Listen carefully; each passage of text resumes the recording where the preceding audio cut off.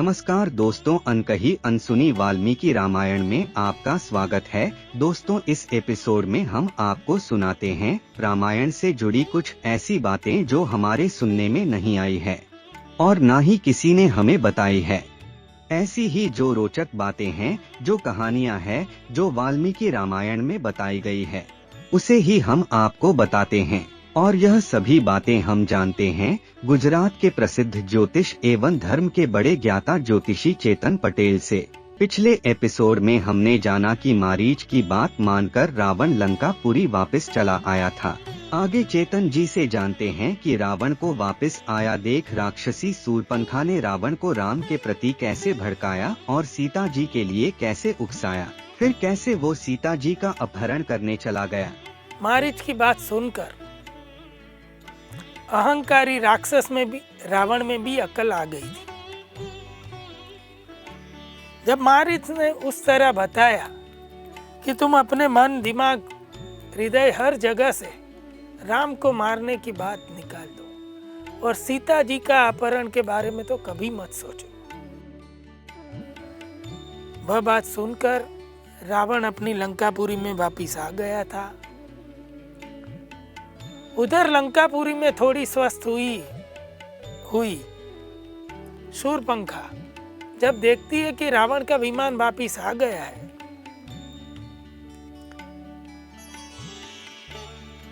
तब वह एकाएक उठकर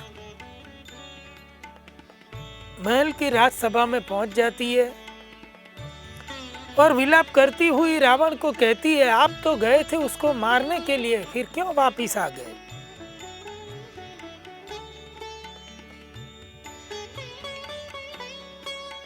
तब रावण ने उसे आश्वासन दिया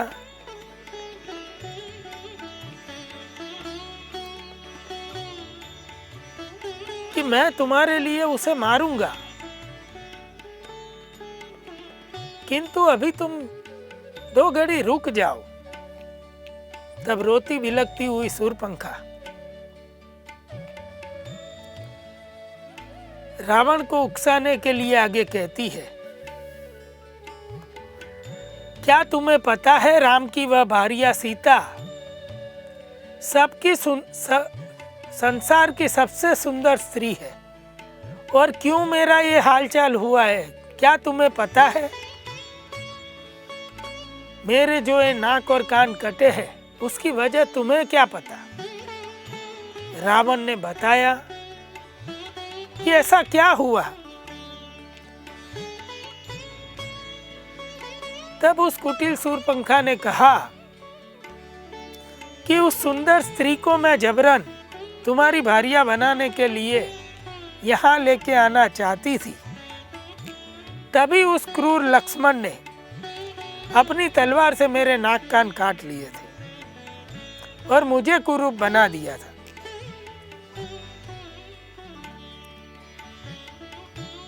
मैं तुम्हारा भला चाहती थी, इसमें मेरा इतना बुरा हुआ है। हे रावण, मैं समझती हूँ कि तुम गवार मंत्रियों से घिरे हुए हो, तभी तो तुमको तुम्हारे राज्य के भीतर हुई कुछ बात का पता ही नहीं है। ऐसा कहकर वे उकसाने लगी।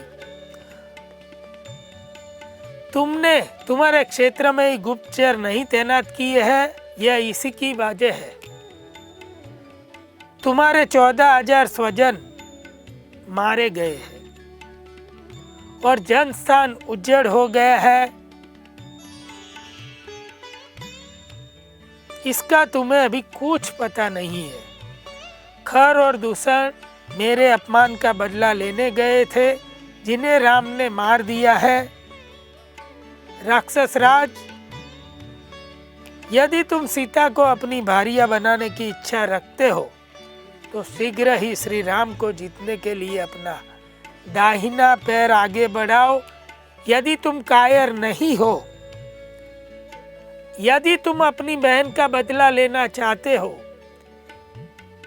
यदि तुम शूरवीर हो, तो अभी तुम अपना दाहिना पैर आगे करो और अपनी इच्छा को प्रकट करो।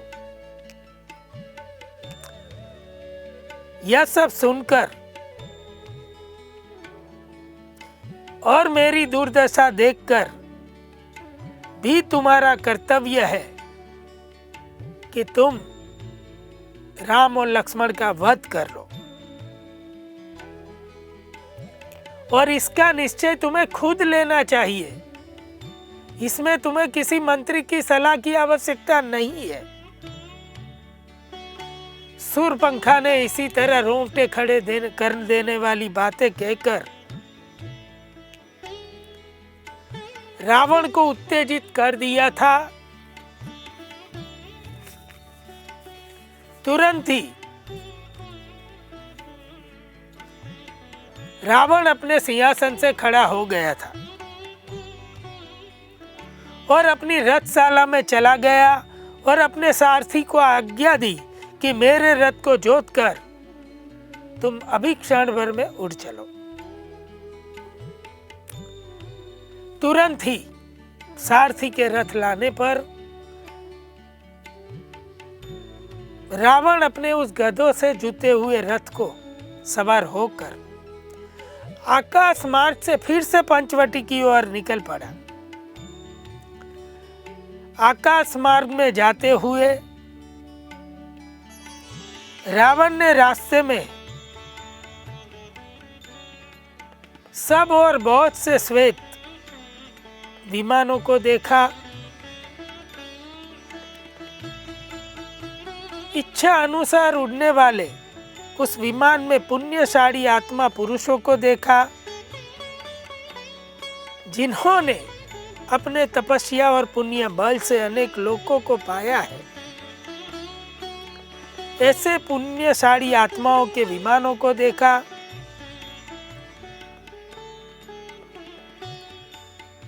समुद्र के ऊपर से उड़ते हुए रावण ने सागर तट पर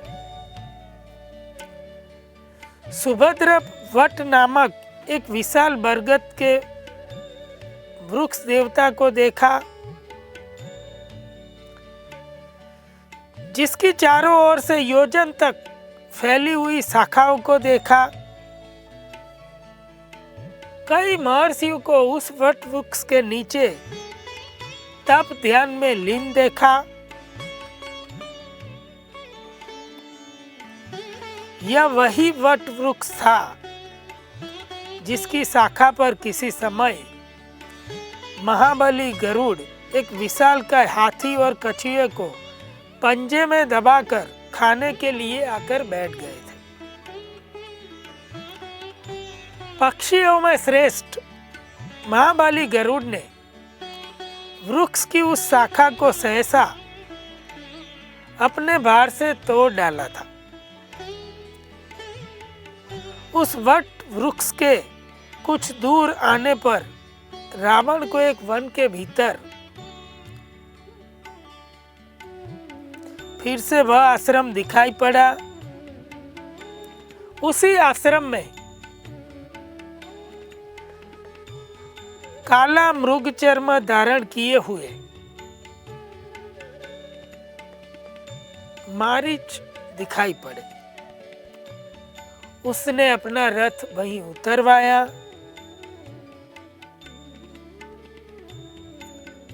और रावण ने फिर से मारीच की भेंट की।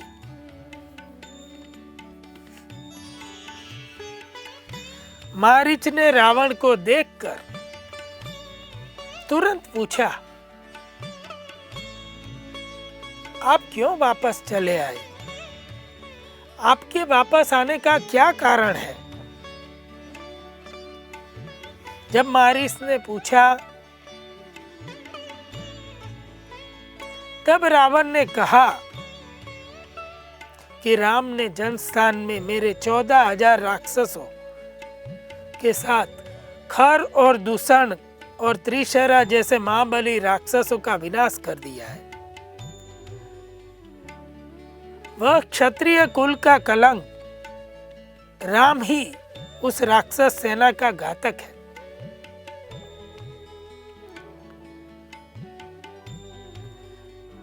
तब मारीच ने कहा, क्या आप रुकिए और सोचिए। तब रावण ने कहा, तात, राम ने किसी बैर विरोध के बगैर मेरी बहन के नाक कान काट दिए, उसका पूरा रूप बिगाड़ दिया। राम से बदला लेने के लिए मैं भी उसकी पत्नी सीता को बलपूर्वक उठा लाऊंगा।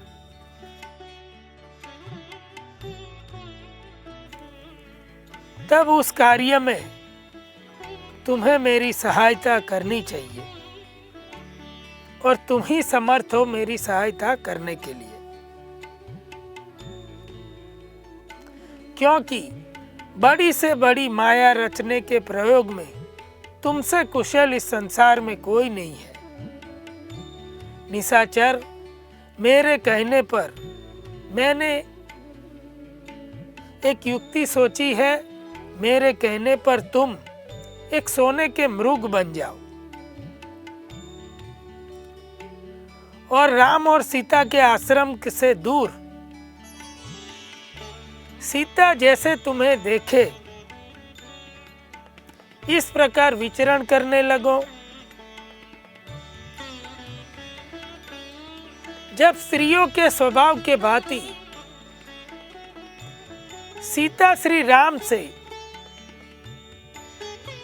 उस मृग को पाना चाहेगी, राम जब तुम्हारे पीछे आए उसे दूर तक ले जाओ, जब मैं उसका हरण कर लूंगा।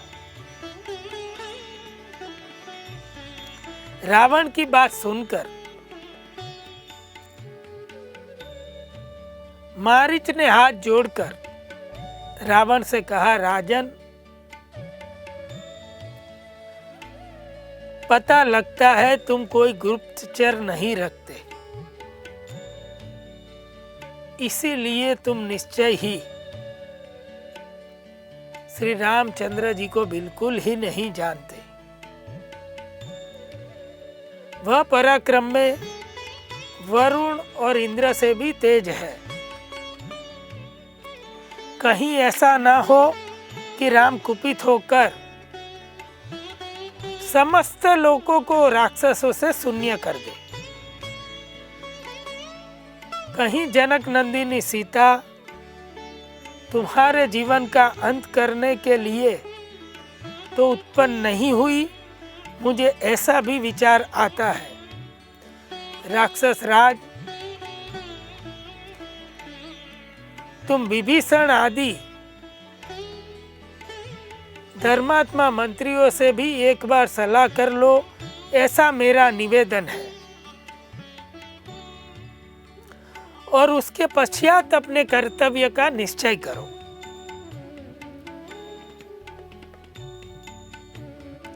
अपने और श्री राम के दोषों और गुणों की भली भांति विचार करो और फिर राम की शक्ति को ठीक ठीक समझो, परख लो।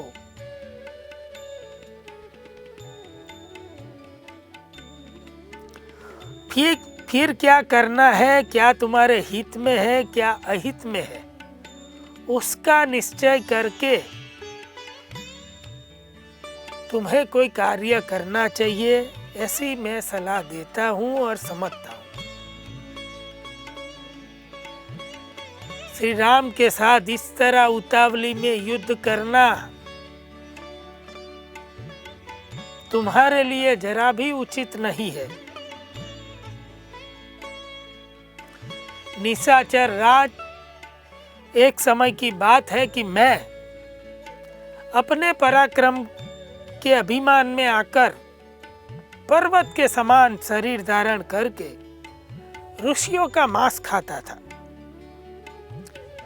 मुझे वरदान मिला हुआ था कि देवता मुझे मार नहीं सकते। उन दिनों धर्मात्मा विश्वामित्र को मुझसे बड़ा भय हो गया था। तब वे राजा दशरथ के 16 वर्षीय पुत्र श्री राम और लक्ष्मण को अपने आश्रम में सुरक्षा के लिए अपने साथ ले आए थे। महामुनि विश्वामित्र ने जब यज्ञ के लिए दीक्षा ग्रहण की,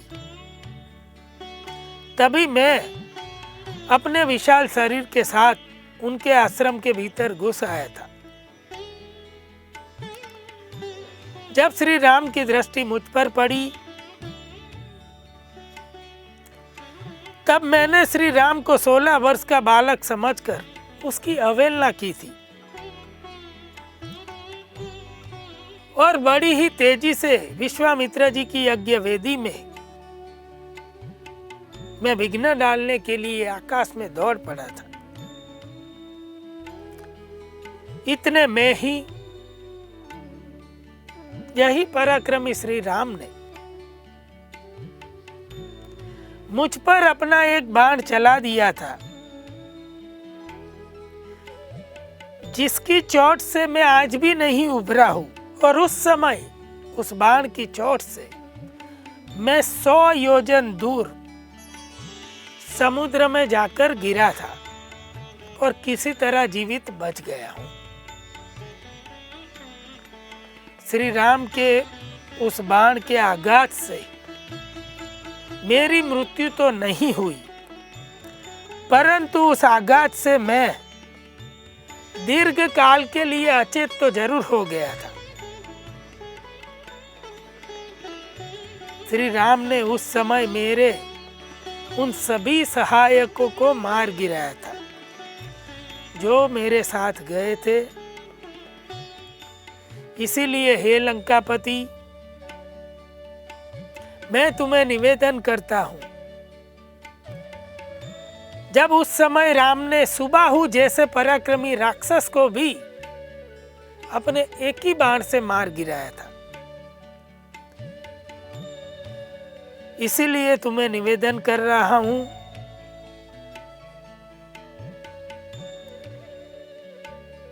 श्री राम के साथ विरोध करके तुम अपने जीवन से हाथ धो बैठोगे। इसीलिए यह विचार को अपने मन से त्याग दो।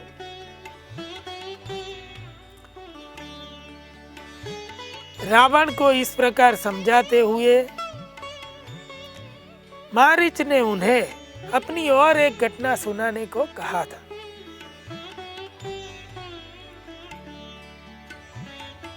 जब रावण के पूछने पर मारीच कहते हैं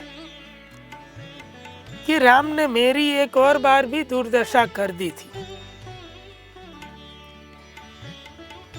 तब भी मैं उनके विरोध से बाज नहीं आया।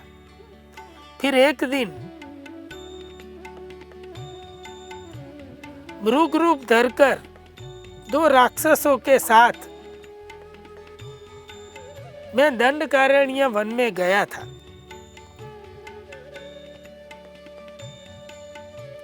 मृग के भयंकर रूप में मांस खाता हुआ मैं तपस्वी जनों को तिरस्कार करने लगा। दंडकारण्य के भीतर धर्म के अनुष्ठान में लगे हुए तपस्वी को मैं मारकर उनका रक्त पीने लगा और मांस खाने लगा। इस प्रकार मैं विचरता हुआ एक समय श्री राम, देवी सीता और लक्ष्मण जी के पास जा पहुंचा। श्री राम को देखकर पहले भी मेरे भीतर वैर का स्मरण हो आया। उस समय मेरी आकृति मृग के समान थी, मेरे सींग बड़े तीखे थे और मजबूत थे। श्री राम के उस प्रहार को याद करके मैं उन्हें मार डालना चाहता था। मेरे साथ वह दोनों मृग रूपी राक्षस भी।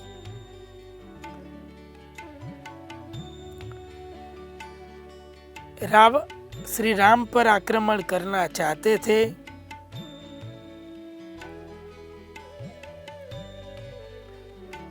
जब हम सभी ने श्री राम की तरफ दौड़ लगाई,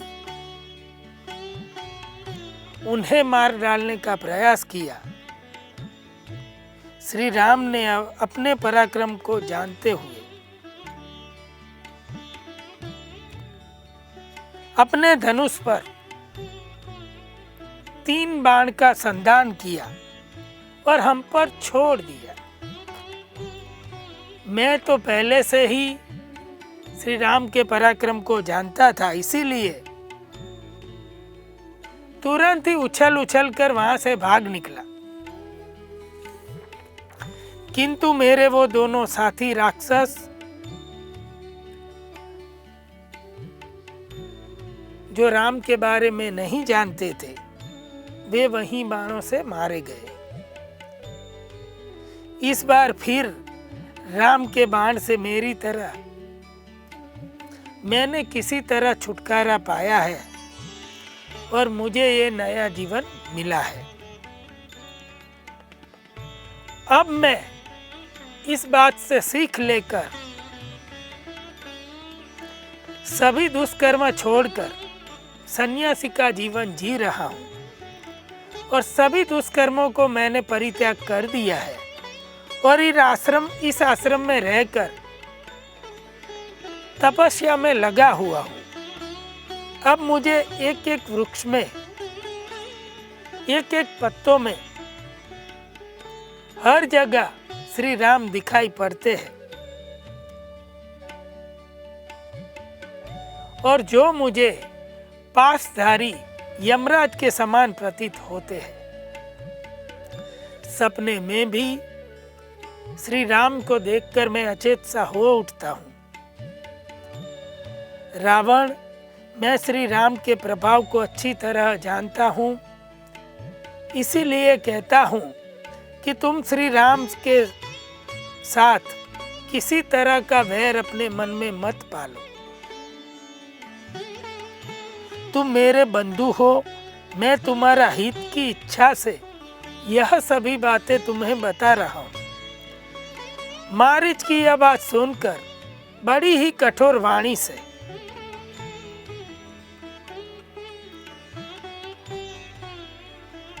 रावण ने सभी बातों को धुतकार दिया और मारीच से कहा, तुम्हारे इन वचनों को